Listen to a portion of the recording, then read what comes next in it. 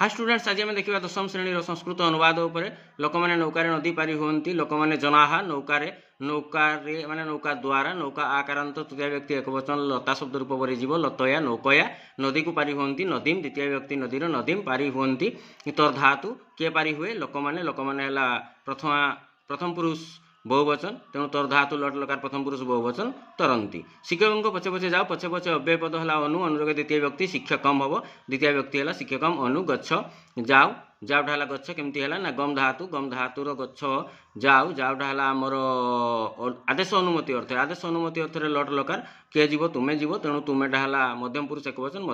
वचन अच्छी गम धातुर कौन ना गच्छ तेणु शिक्षकम अनु गच्छ से मो ठार 100 टंका धारे धारे उत्तम जे महाजन सी चतुर्थी व्यक्ति पड़ो मो ठार धारुची माने मु महाजन से स मह्यम मत अस्मत् शब्द रूप चतुर्थी व्यक्ति एक वचन मह्यम सत्यम रूप्यकाणी धारयति श्रीकृष्ण माँ को लुचे श्रीकृष्ण मातु नीलियते जे जहाँ को लुचे पंचमी व्यक्ति तेणु मातृशब्द रूप पंचमी व्यक्ति मातु होला अर्जुन समान वीर नाई समान सम जगरे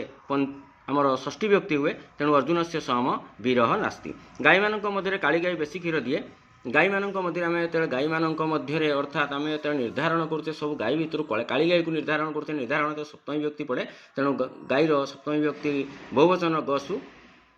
कृष्णा बहु क्षीरा से मत घृणा करती घृणा जुगुप्सा जगरे आमर पंचमी व्यक्ति पड़ो मत एटा तेणु अस्मत् शब्द रूप पंचमी व्यक्ति कौन अच्छी ना मत ते मत घृणा करती तेटा हूँ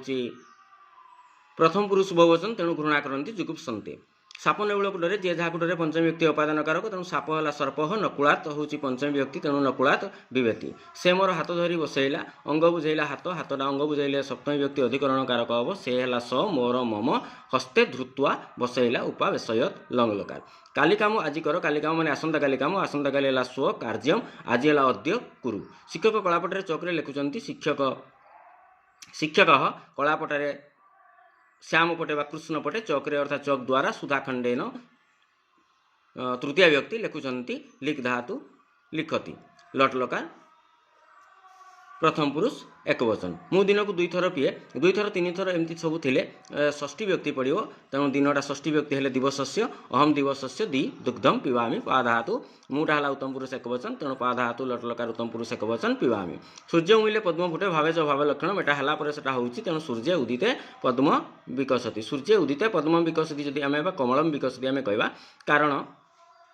एटा हूँ सप्तमी व्यक्ति अधिकरण कारक तेणु सूर्य उदित जब चंद्र उइले कहीं फुटे हम ताले कौन हम ना चंद्रे उदिते कुमुदम विकसति माँ पुओ को स्नेह करती जे जहाँ स्नेह करे अनुरक्ति विरक्ति यही सब धातु जगह आमर कौन आसीज ना सप्तमी व्यक्ति अधिकरण कारक हम तेणु पुओटा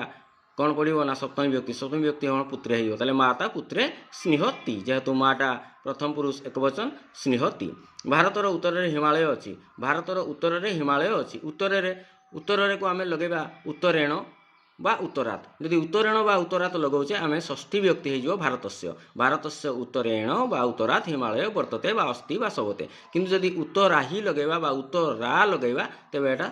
पंचमी व्यक्ति होता भारतात उत्तराही बा उत्तरा हिमालय वर्तते। Thanks for watching.